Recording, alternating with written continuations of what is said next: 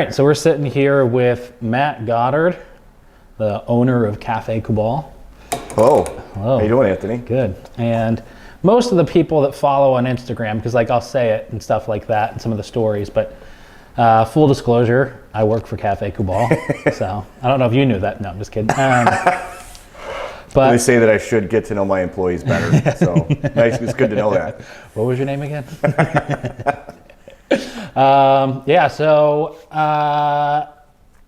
Cafe Kubal is the oldest. Well, I don't know about Hyman Smith and that kind of stuff. I don't know about those ones, or like Kind, which is right up the street. But I mean, you've been in business for 15 years. Yes. Yeah. We're not exactly the oldest, but I feel like we were one of the initial movers and shakers that kind of stirred up the coffee industry in Syracuse. Back in the day, there were not a lot of people doing what we do. So. Right. Yeah, you started after a trip that you took to South America. Is that correct? Yeah, well, Central America. Central America. Yeah. Yep. So you go there and you had visited a coffee farm, or? Right. Okay, and then just kind of got the bug for it? I just thought it was something I really wanted to do, and just started, looking at YouTube on how to roast coffee and just learning every single thing that I could about coffee, buying books and going to trade shows, visiting a lot of other coffee shops in other cities and just seeing what they were doing. Yeah. And it was it became a passion of mine real quickly, and I couldn't wait to quit my job and do it full time. What were you doing at the time? I was working at John Deere as a parts room attendant. Oh, really? Doing it in logistics and coordinating trucking and stuff like that. Oh, that's cool. It wasn't very fun. It was a jobby. It was just a jobby job, paycheck. But I'm glad that I made the switch, because I could see at the time the Rust Belt apocalypse coming, and now that warehouse where I worked is now closed. Oh, really? It is. Yeah. So I'm glad I made a switch, or else I'd be panhandling on the side of the street. When you were like around the time you started, were you thinking of like being an entrepreneur or starting a business, or like did you already have that kind of mindset, and then coffee, like you wound up discovering coffee? I didn't, I did a few things kind of messing around here and there with coffee, but I really never, it was more just I wanted to do coffee than be an entrepreneur. Yeah. I was passionate about coffee, and I think I had to learn how to be an entrepreneur. Yeah. And on top of being a roaster and a barista, I mean, that's great and fun. You can make good coffee, but if you can't pay the bills, you can't do it that long, And you started, I mean, I obviously know this, parts of the story, but you started roasting in your parents' basement and kind of selling to like friends and family. Yeah, selling it online. I had 2 coffee houses, buying it and selling it out of the trunk of my car, quite literally. And just anybody and everybody that I could get the coffee to, I did. I did every farmer's market in Syracuse at the time, all of them. Yeah. And just did a whole bunch of putting myself out there things to try to get the beans out there and get people trying it. Yeah. What was the climate like for coffee back then in Syracuse? I mean, did they kind of already like get it a little bit, or were they just like, what are you talking about? No, they had no idea.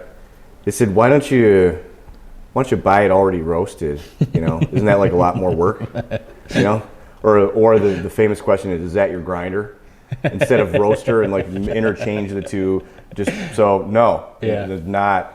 So when I first opened up Eastwood, I put the roaster right in front of the window. Had all these pleasant smells of the roasting coffee wafting out into the streets and everything, and it really was an odd kind of location because it was sort of a blue-collar neighborhood. Yeah. A lot of the residents were tradesmen and just working class.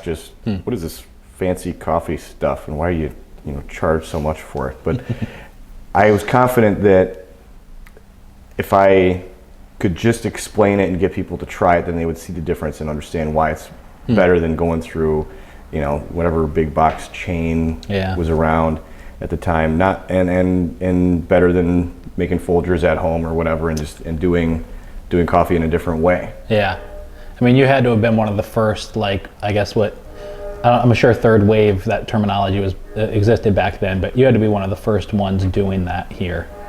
Here in Syracuse, yes. And nationally, kind of yes, too. Yeah. I think the third wave really started early 2000s. Okay.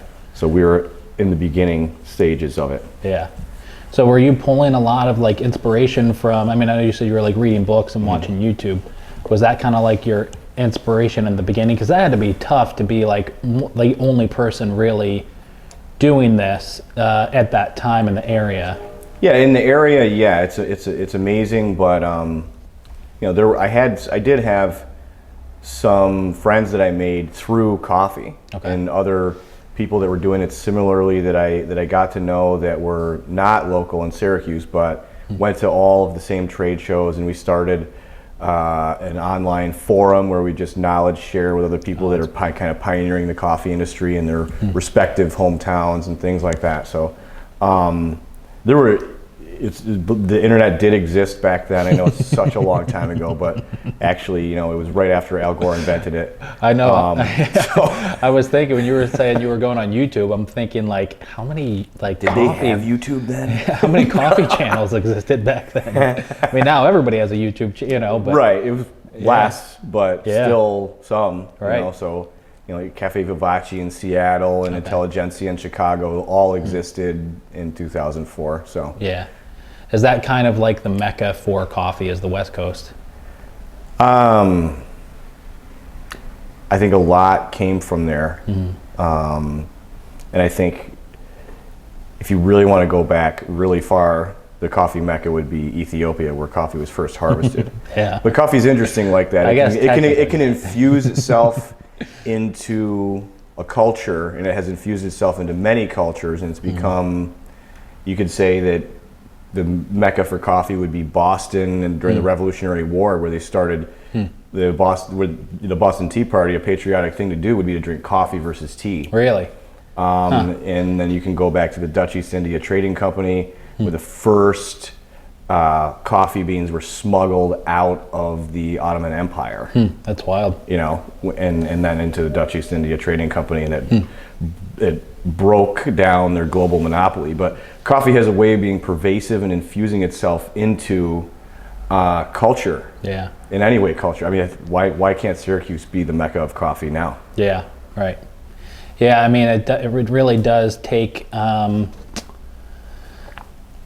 somebody who's going to not just kind of look in the area and try and like compete with others in terms of like what they're doing, but somebody who can kind of look past that and kind of look to what's bigger and grander. And I mean, that's the case with, really anything.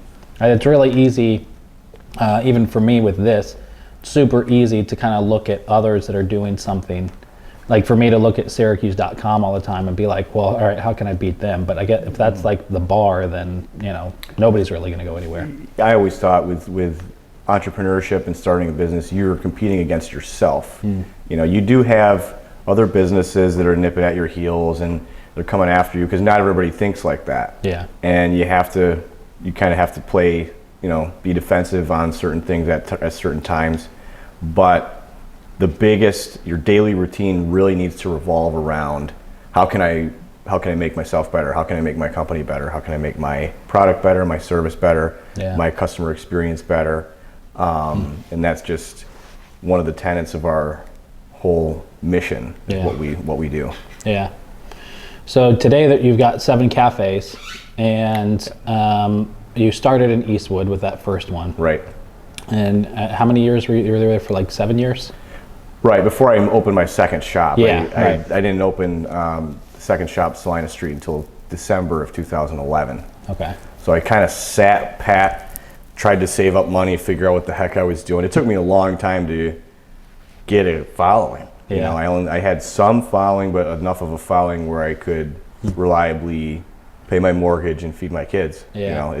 It took a lot of doing a lot of hours. I would work very regularly from 5:30 in the morning till 7 or 8 at night, 6 days a week, and do the books on Sundays. Yeah. So it was really rigorous, and I don't think if I had to do it all over again, I don't think I could. I don't think I have the.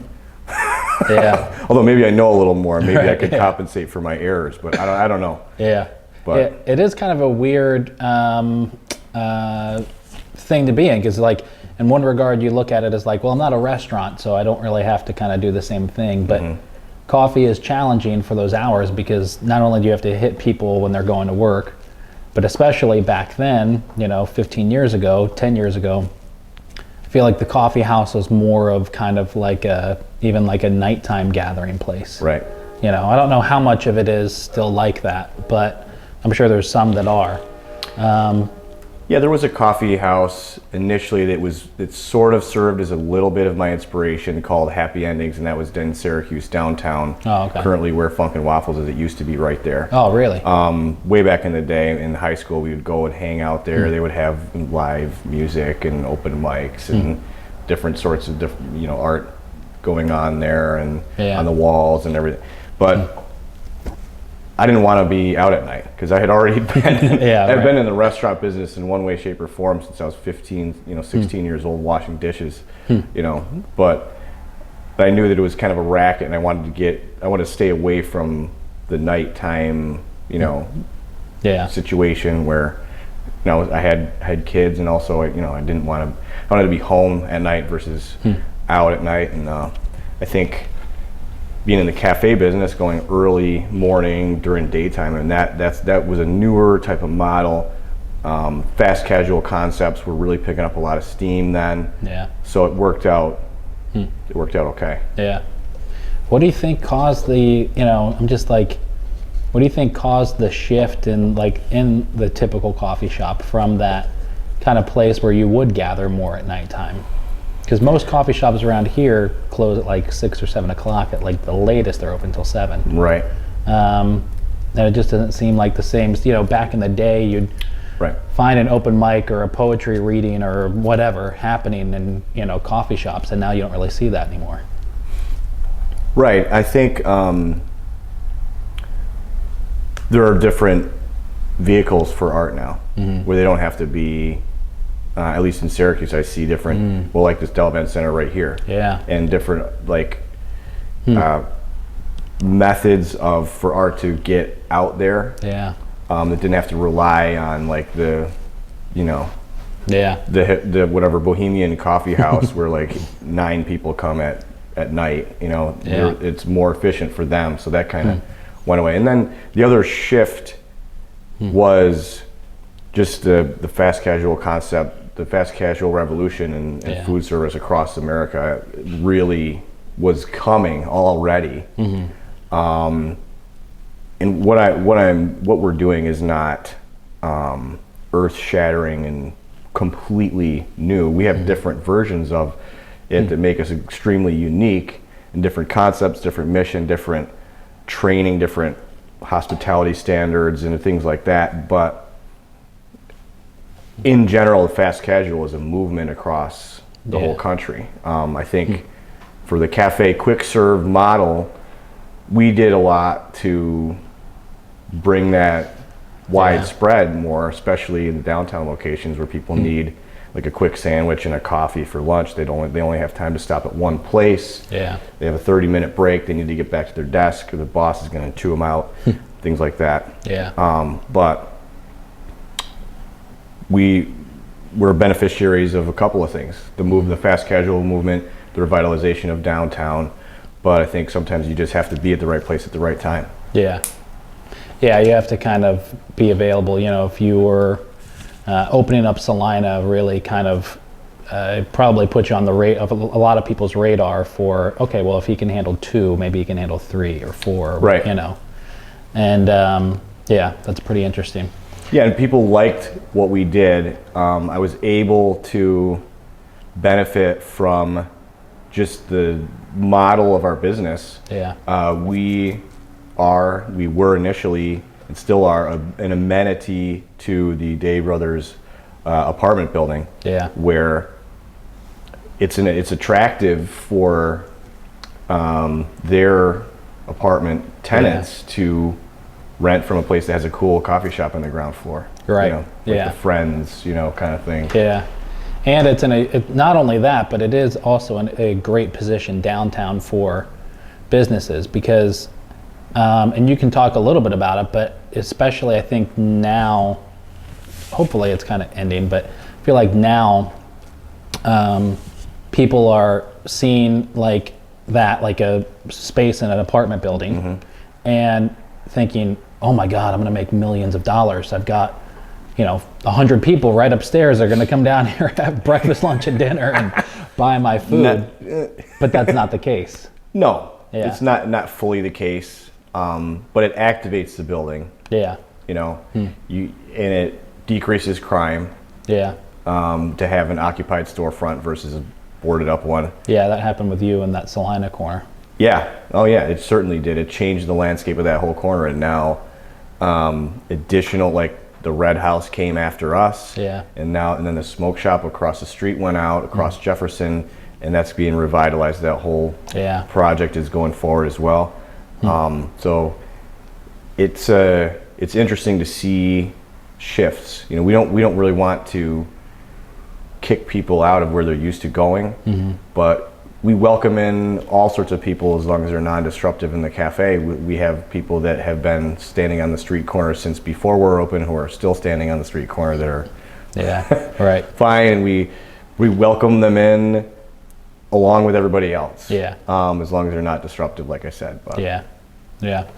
Yeah, we do have a good staff, or I should say you do, for this podcast. You have a great staff, Matt. You're part of the team.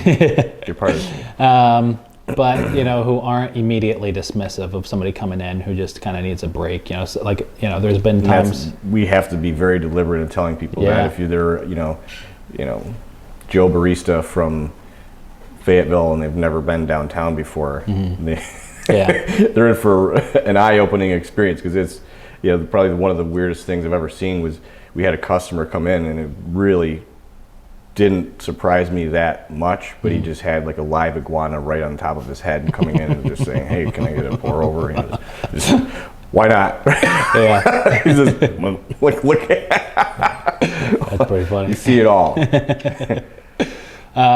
you ever wish that you didn't open 7 cafes? Do you ever wish that you still were just like at James Street? Yes. Yeah. Yes. Sometimes I wish I never had kids. Sometimes I wish a lot of things. Sometimes I wish Syracuse was warmer. Yeah. Sometimes I wish the New York Giants had a winning record. Yeah. But it is what it is. I have 7, and there's no going back. I do think, though, different. I see myself in the future with just different passion projects that are not necessarily the exact same business model. Yeah. As just open another shop. Right. Not that the shops aren't interesting. They're extremely great. I love all the shops that I own and love going to them. Love seeing people made happy and awake, and I love to watch the interaction of people meeting, and neighbors not seeing each other for years and then seeing each other again in the cafe, and how that brings people together. But sometimes I do wish it was just me and my t-shirt and my roaster and just doing that. But also I'm realistic and know that my kids have to, they always want new Jordans or whatever. And just they're going to school. They're going to college. So got to bring home the bacon. So it's a lot more work to have, stress to have more cafes, but in some ways it's an opportunity for me to watch other people grow in the company. Yeah. And I think that's also a beautiful thing. So in that respect, the nostalgia sake, I'd say yes and no. Yeah. But because of that, I have the cafes open now, it has allowed me to open my most recent project, which is now just barely open. Our grand opening has actually not occurred yet. Yeah, so, right. And that's the Kubal Co-works. Yeah. Yeah, it's so co-working spaces are really important. I mean, that's where I was at Syracuse Co-works 2-3 years ago, and it's amazing just what being able to have a space, like have it something that you pay for, that you go to, as somebody who's starting out, really kind of gives you, makes you feel like a little more credible. And Right. so it can really help somebody start and get, their business taking off by having a space like that. So for Coworks, it's right above the main office, right? Right. It's right above the roasting plant, and the way I arranged it, I kind of, I'm not saying this for your benefit, because Right. you know where your own office is, although you spend a lot more time at other people's desks than your own.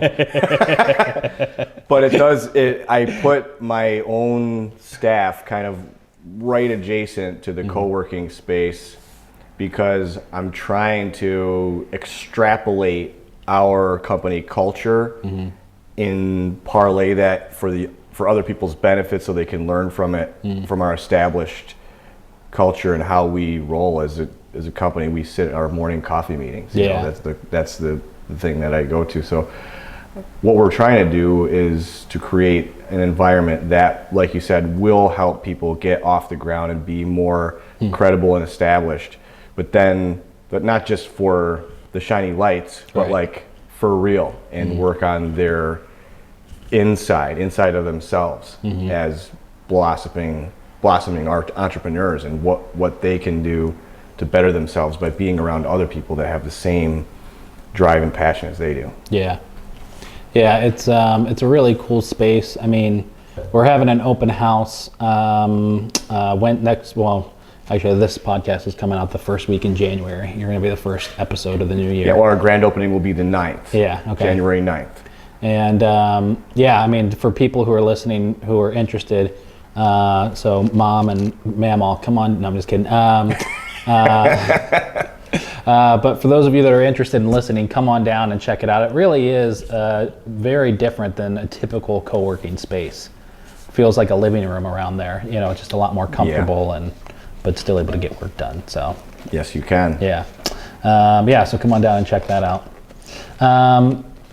So do you see yourself like more doing stuff like that kind of in the future than necessarily? Yeah, not even necessarily another Coworks, but just like if I get a big idea, how can I do it? Right. And I'll probably infuse some Kubal in there and whatever it is. Yeah. Like a bed and breakfast or something like that. That's cool. Yeah. Over in Eastwood. Eastwood.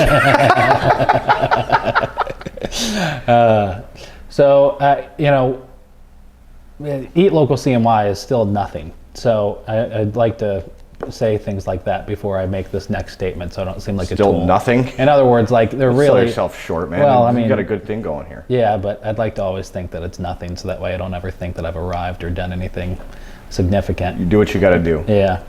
But I do know that like I couldn't just stop doing Eat Local CNY today if I wanted to. There's still there's collateral damage from that. Like I have clients, I'd have to go help them find somebody else to do their marketing, and yada yada yada. Right? Was there ever a point when you had started Kubal that you kind of had that same feeling, like, all right, the ship has sailed, I can't just call it quits now if I wanted to do something else? Oh yeah. Yeah, for sure. And there are definite times where my enthusiasm has wavered. Yeah. And sometimes you have to make major life changes in order to reinvigorate yourself, or just change your habits, or do something. Go to a trade show, just take a break, or whatever. Take a step back and look at it from big picture. Yeah. I think there are a lot of things you definitely have to do or that I've had to do throughout the years. Seems like every, you have little moments of like, I feel trapped in this. Now I have no choice but to do this, because I probably can't hold down a real job now, because I'm used to being the boss and I'm used to doing Matt's stuff instead of anybody else's stuff. So I think it might be better for me to stay doing it. Yeah, for sure. Yeah, that would suck. That would totally suck. Yeah, 15 years of being your own boss, then having to go back. What do you mean I'm late? Yeah, that's awesome. You're fired. No, wait. Oh, wait. I can't do that So what do you see as, if you had to like take a stab, is kind of my last question. If you had to take a stab and in the dark at what do you think is the future of the coffee industry in our area? Mm-hmm. What would you think that is? I think that the future of the coffee industry is going to be more people more knowledgeable about coffee, more and more so. And being able to have really good micro roasted, fresh, third wave coffee, lot more widespread than it is right now. Okay.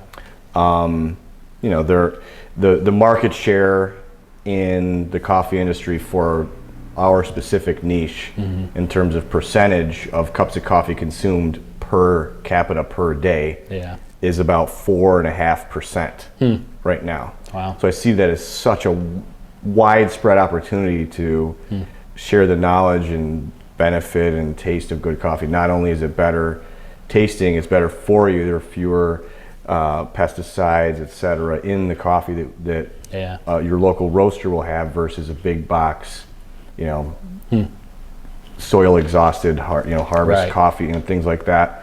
So I see that as just becoming more and more popular. This is only the beginning. Yeah, that's cool.